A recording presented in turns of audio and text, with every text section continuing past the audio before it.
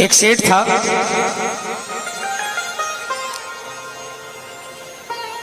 उसको भी जुनून था पैसा कमाने का। नीचे गद्दी थी, ऊपर घर था। सुबह सुबह जल्दी उठता, घर के सब लोग सोए रहते, नीचे आकर अपने व्यापार में लग जाता।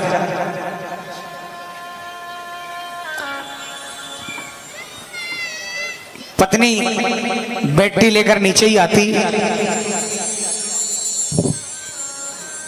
सुबह से लेकर रात तक वो सिर्फ अपने व्यापार में मगन रहता। घर वाले बीवी बच्चे कभी कहते कि हमें छुट्टी का दिन है, बाहर घुमाने के लिए ले चल पड़ो,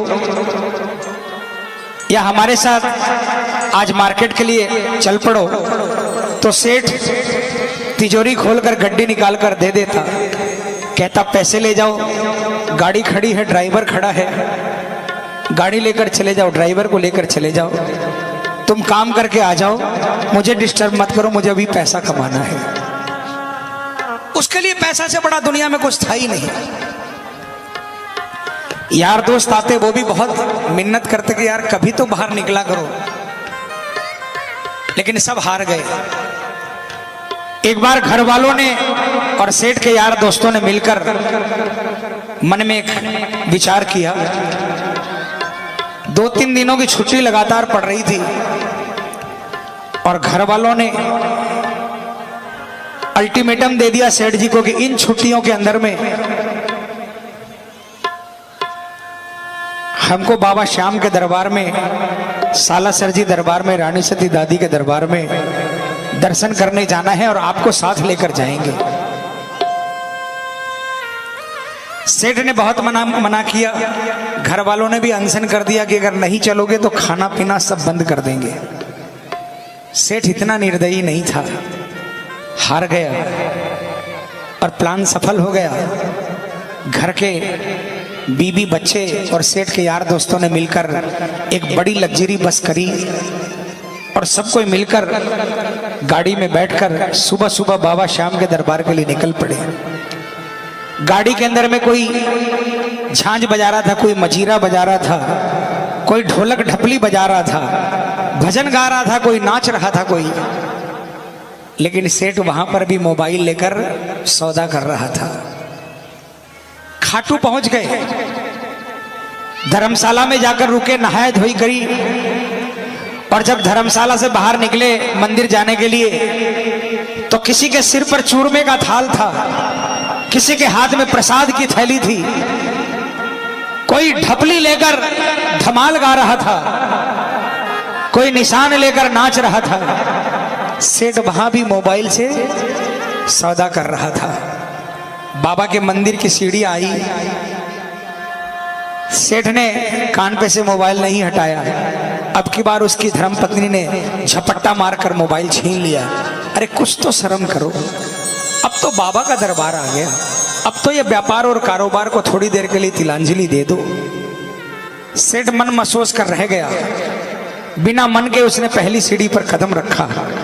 लेकिन प्रेमियों, झूठ नहीं कहता, जो नहीं गए हैं उनको बता दूं, 13 सीढ़ी है और पहली सीढ़ी से ही कुछ कुछ होने लग जाता है।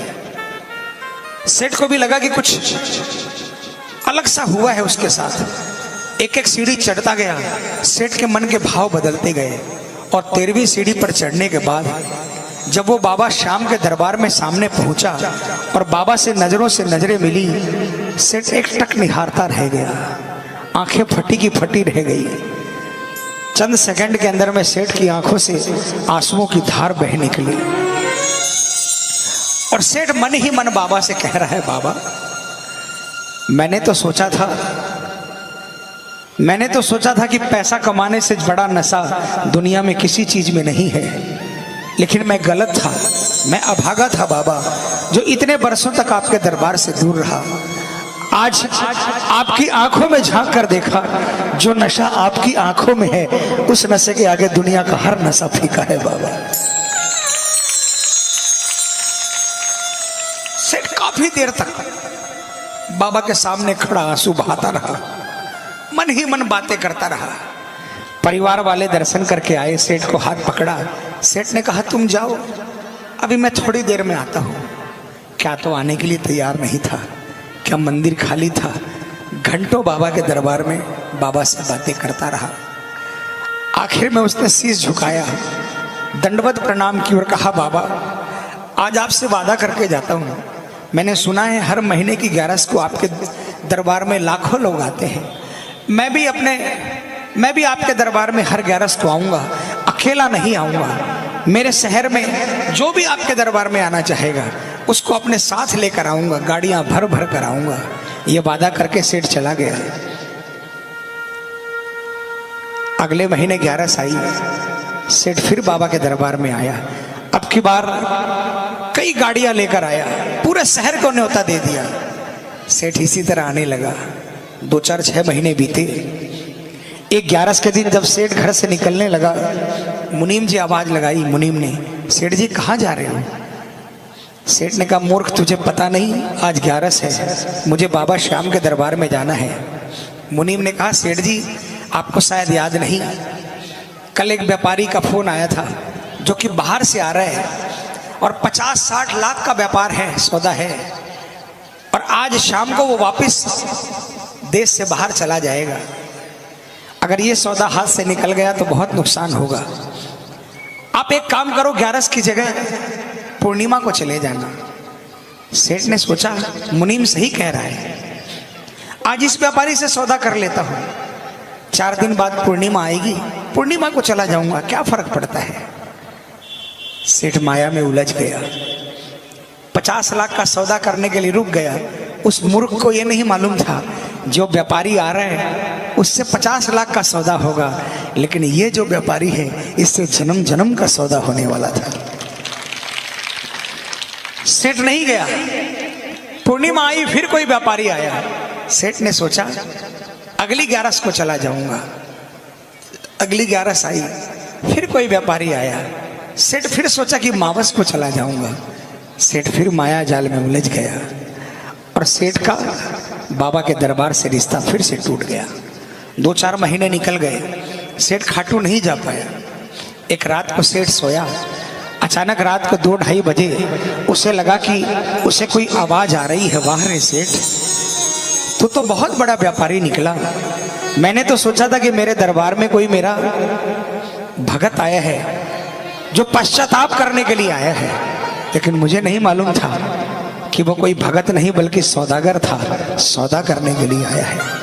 तुझे पैसे कमाने का बहुत शौक है ना, जा आज के बाद खूब पैसा कमाना, लेकिन मेरे दरबार में दोबारा नहीं आना। सेठ की आंखें खुली, बहुत पछताया। उसने सोचा कि अभी के अभी खाटू जाऊंगा, लेकिन बाबा को मंजूर नहीं था। बिस्तर से उतरने के लिए जैसे ही पांव नीचे किए, सेठ अपने पांव पर नहीं खड़ा हो पाया। पैरालिसिस अटैक हो गया, दोनों पांव रह गए। बहुत पछताया। एक दिन सेठ व्हील चेयर पर बैठा अपने मकान के बाहर आंसू बहा रहा था। एक डाकिया बगल से निकला। सेठ ने डाकिया को आवाज लगाई, है डाकिया, तुम तो कलकत्ता, दिल्ली, बंबई न जाने कहां कहां का संदेशा ले जाते हो, क्या मुझ गरीब का एक संदेशा मेरे बाबा श्याम के दरबार में ले जाओगे? डाकिया ने कहा मेरा तो काम ही ये है, और जब से इंटरनेट आया है लोग व्हाट्सएप और फेसबुक और मल्टीमीडिया के द्वारा चैटिंग कर लेते हैं। बहुत मंदा धंधा है, धंधा बहुत मंदा है। बोलो तुम्हारा क्या संदेशा है? डाकिया को सेठ ने क्या कहा, डाकिया ने सेठ से क्या कहा, और सेठ को फिर डाकिया ने क्या कहा, और डाकिया ने बाबा के दरबार में जाकर क्या संदेशा सुनाया। आइए प्रेमियों, विश्वास दिलाता हूं, जो भी मन में उधेड़ गुण है, जो भी मन में सवाल है, जो भी परेशानी है, इस भजन के माध्यम से आप अपना संदेशा भेज देना। मैं आपका डाकिया बनने के लिए तैयार हूं। 15 मई को 11 है। अगर मैं जिंदा बाबा के दरबार में पहुंचा तो मैं विश्वास दिलाता हूं आपको, आपकी हाजिरी पहले लगाऊंगा, मेरी हाजिरी बाद में लगाऊंगा बाबा के दरबार में। आइए, उस सेठ ने डाकिया से क्या कहा। मैं निवेदन करूंगा 15 मिनट इधर उधर किसी से बात मत करना, कोई बगल वाला आपसे बात करे ना, उसको बोल देना 10 मिनट रुक जाओ, अभी मुझे मेरे बाबा से बातें करनी है। ठीक है, आइए।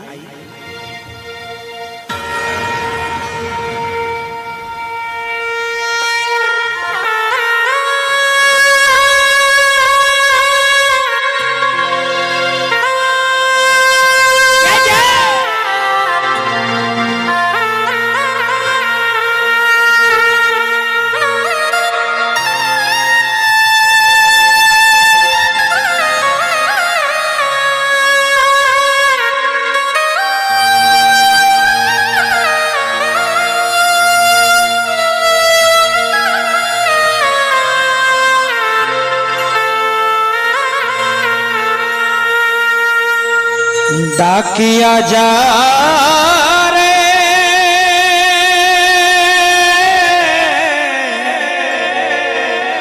श्याम ने संदेशो दीजे, श्याम ने जाए तू कह दीजे, भगत थार दर्शन ने तरसे। समझ में आया? थोड़ा मारवाड़ी है, समझ में आ जाएगा, मैं समझा दूंगा। उठाओ ना हाथों को, कौन कौन संदेशा भेजना चाहता है? मिलकर तालियां बजाकर बोलेंगे क्या? डाकिया जा रे सामने संदेशो दीजे, सामने जाए तू कह दीजे, भगत थार दर्शन ने तरसे। डाकिया जा तालियां बजाकर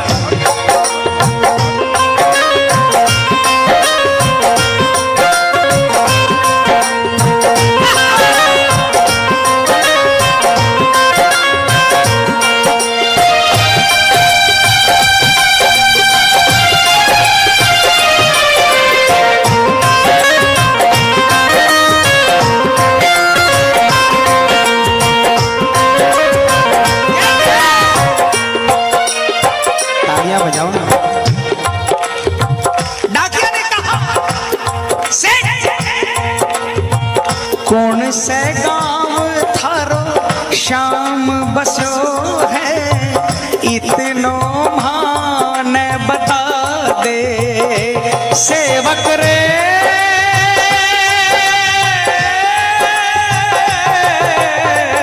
कौन से गांव थारो श्याम बसो है, इतनो मान बता दे। घर तेरे पास है कोई निशानी, माने तू दिखला दे। कैया जानूंगा पहचान मैं हूँ छोरो अनजान, कैया जानूंगा पहचान मैं हूँ छोरो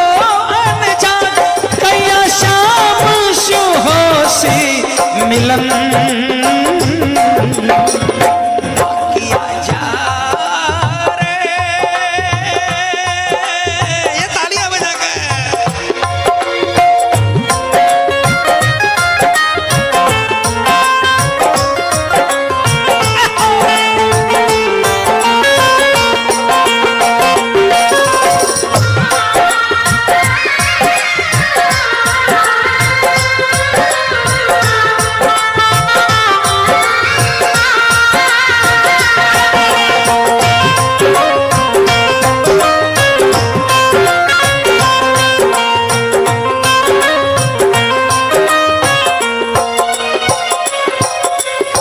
किसको किसको ठिकाना पता है खाटू का? तालियां। सेठ ने कहा खाटू में है श्याम जी को मंदिर, शिखर ध्वजा लहरावे। डाकिया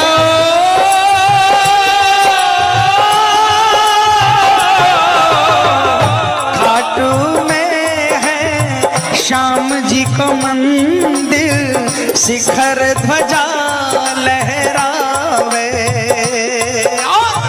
डोडी पर हनुमान विराजे, सेवक चवर ढुलावे। हो पाके नौबत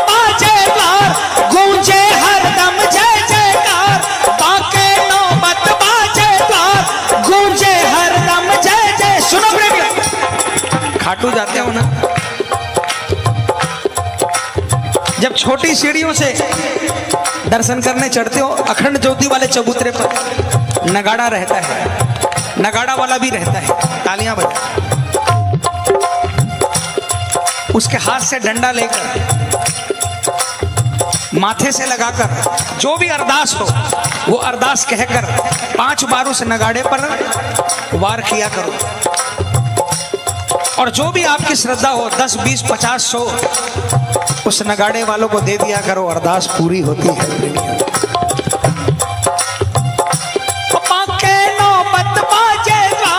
गूंजे हरदम जय जयकार, बांके नौबत बाजेदार, गूंजे हरदम जय जयकार, सज धज बैठे है श्याम सजन, डाकिया जा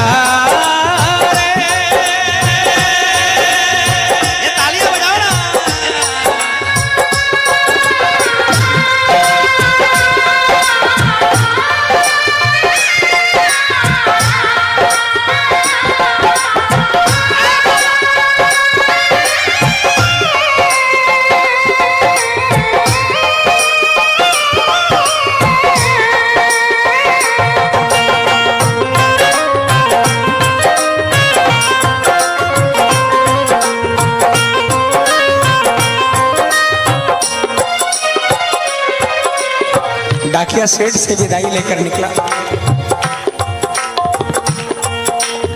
खाटू पहुंचा, बस से उतरा, लोगों से पूछा भैया श्याम बाबा का मंदिर कहाँ है? लोगों ने बताया बाबा के मंदिर के पास पहुंचा। डाकिया भी सीढ़ी पर कदम रखा, डाकिया को भी कुछ अजीब महसूस हुआ, डाकिया सीढ़ी चढ़ता चला गया, 13वीं सीढ़ी पर पहुंचा।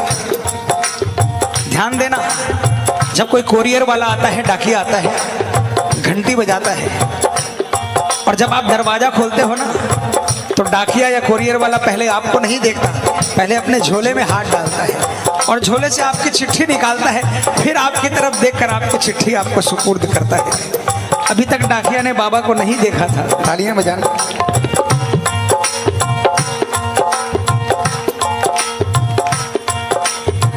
पहुँच गयो दरबार शाम के, बोलन लाग्यो संदेशो, बाबा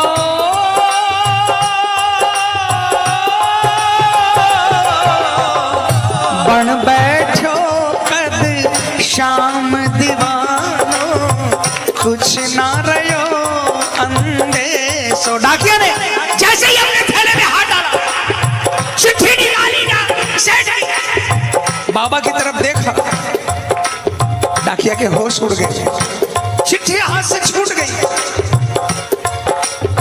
डाकिया की आंखों में भी आंसुओं की धार बह गई, फूट फूट कर रोने लगा, संदेशा सुनाना भूल गया। अचानक उसे लगा कि कोई आवाज आई, अरे डाकिया, तो जिस काम के लिए आया है वो काम तो बता। डाकिया बाबा के चरणों में गिर गया, उसने कहा बाबा मैं अभागा डाकिया, जिंदगी के 40 साल साइकिल के 2 पहियों पर बिता दिए, इसका संदेशा उसको सुनाया, उसका संदेशा उसको सुनाया, मेरी सुनने वाला आज तक कोई नहीं आया। रिटायरमेंट के 2-3 महीने बाकी बचे हैं, ये तो भला हो उस सेठ का जिसने मुझे आपके दरबार का पता बता दिया। मैं सेठ का संदेशा जरूर लेकर आया, लेकिन अब आपसे विनती करता हूं मुझे यहां से नहीं जाने दो बाबा, अपने चरणों की सेवा दे दो, कुछ नहीं चाहिए, दिन भर आपकी और आपके भक्तों की सेवा करूंगा, आपके प्रसाद प्रसाद की अगर आधी रोटी भी मिल जाएगी उसी में संतोष करके अपना जीवन बिता दूंगा। बन बैठो कद शाम दीवानो, कुछ ना रहो अंदेशो। ओ आखड़ ल्या सो बरसी धार, चैया सावन की फुहार। आखड़ ल्या सो बरसी धार, चैया सावन की फुहार। देख सावरिया बोलो यह वचन।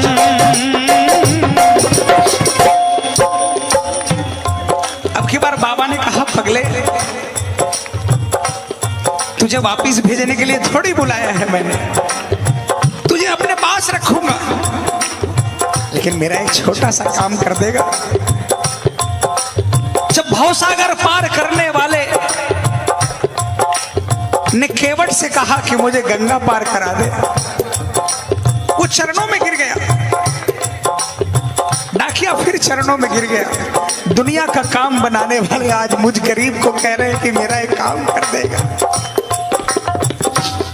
बाबा ने कहा, डाकिया, ए भैया, हेलो, ए भाई साहब,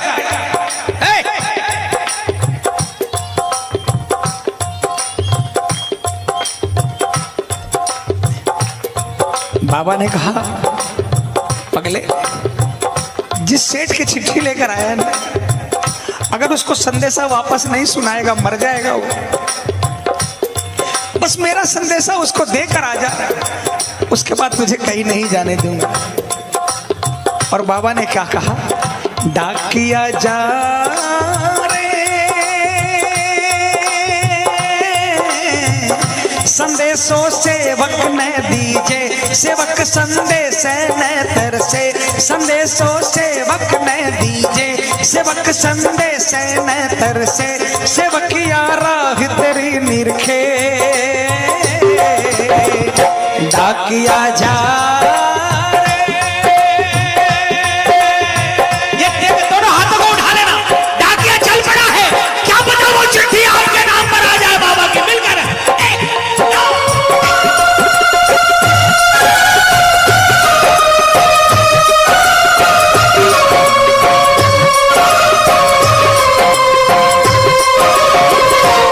चिट्ठी आई है, चिट्ठी आई है, बोलो बोलो बोलो।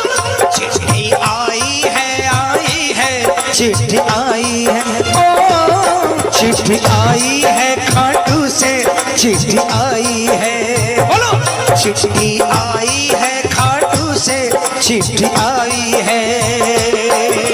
बड़े दिनों के बाद मेरे श्याम धनी को और बड़े दिनों के बाद मेरे श्याम धनी को भगत की याद सताई है। चिट्ठी आई है, चिट्ठी आई है, ओ चिट्ठी आई है, चिट्ठी आई। डाकिया ने ये नहीं सोचा कि रात के 2 बजे 2:30 बजे सेठ के घर पे पहुंचूंगा। उसको तो जल्दी लगी थी कि बाबा का संदेशा सेठ को देकर वापस श्याम के चरणों में आकर नौकरी में लग जाने की। रात को 2 बजे वो सेठ के मकान के बाहर पहुंचा। उस दिन सेठ के घर में कोई नहीं था, सेठ अकेला सो रहा था। डाकिया ने कॉल बेल दबाई।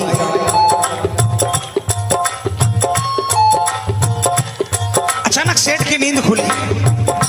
उसने सोचा आधी रात के वक्त कौन आया। अचानक उसे याद आया, डाकिया आया है, मेरे बाबा का संदेशा लेकर आया है। उठकर बैठ गया, लेकिन वो भूल गया कि उसके तो पांव नहीं है। घसीटते घसीटते व्हील चेयर पर पहुंचा और व्हील चेयर को धकेलते धकेलते दरवाजे तक पहुंचा। तालियां बजाना।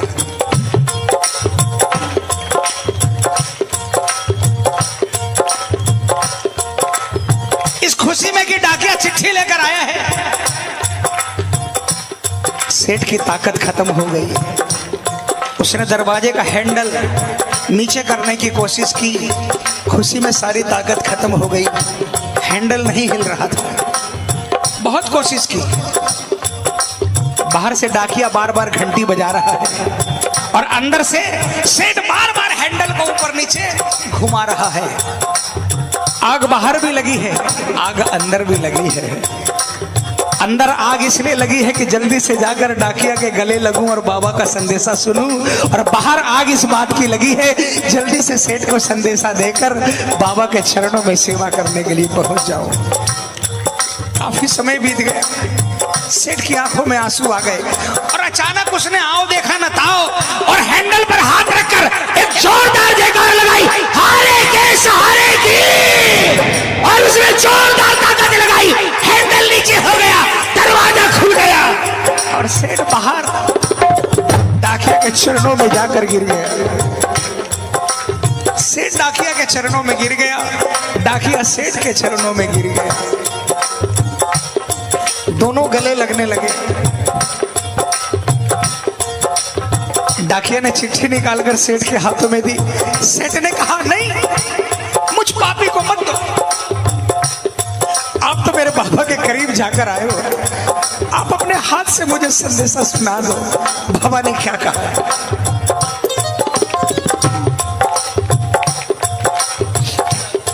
डाकिया ने संदेशा सुनाया, बाबा ने क्या कहा है सुनना, आप भी सुनना, ये संदेशा आपके लिए भी है। बाबा ने कहा, कह दीजिए तू जाए सेवक ने तेरो बुलावो आसी, सेवक रे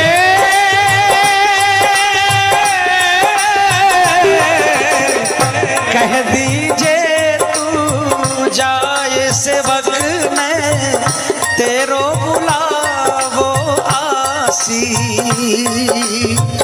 सबकी आस पुराऊं तो तू कैया रह जासी, तेरी सारी जानू बात पूरी करशूं मन की आस, तेरी सारी जानू बात पूरी करशूं मन की आस, पर बढ़ा मेरे काने कदम। डाकिया सेठ, बाबा ने कहा, कह देना सेठ को जाकर तेरी सारी बात जानता हूं और तेरी हर आस पूरी करूंगा, लेकिन पहला कदम तुझे बढ़ाना पड़ेगा। तू मेरी तरफ एक कदम बढ़ा, उसके बाद तुझे कुछ करने की दरकार नहीं, फिर मैं तुझे अपनी गोदी में लेकर चलूंगा। किसको किसको विश्वास है? पूरे हाथ उठाना, पूरे पूरे, और जोरदार तालियां बजाकर बस।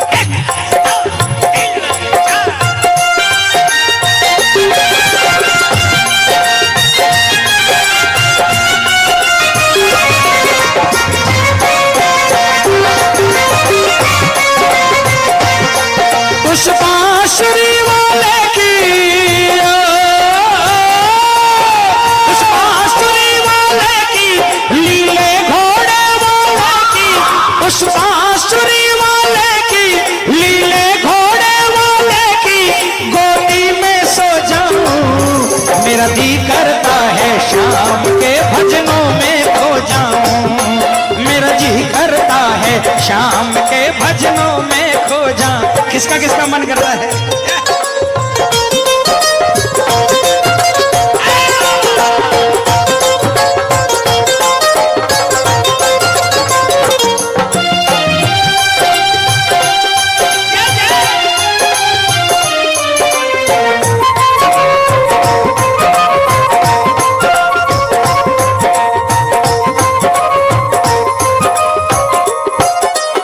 और जो ही बाबा का संदेशा सुना, सेठ नाचने लगा। तालियां बजाओ। सुन संदेशो सांवरिये को, मनडो घणो हरसायो। बोलो बोलो। सुन संदेशो सांवरिये को, मनडो घणो हरसायो। बंध गया पाँव में घूघरिया सा, मन को मोर यो पायो। हमारो श्याम बड़ो दिलदार, हो जाओ लेवन में तैयार। हमारो श्याम बड़ो दिलदार,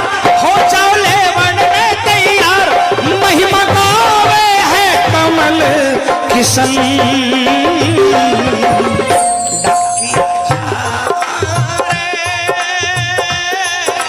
देखो आपका डाकिया मैं हूं, कोई फीस नहीं लूंगा। भजन खत्म हो गया, मेरी तरफ से आखिरी लाइन है, पूरे हाथ उठा लो, पूरे पूरे और जोरदार आवाज में सिर्फ ये 2 लाइनें कह देना, विश्वास दिलाता हूं आपका संदेशा बाबा के दरबार में पहुंच जाएगा। क्या डाकिया जा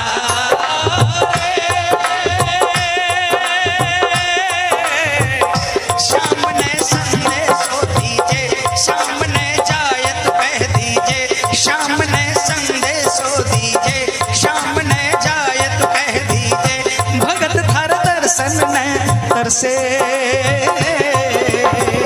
डाकिया जा रे, डाकिया जा रे, डाकिया जा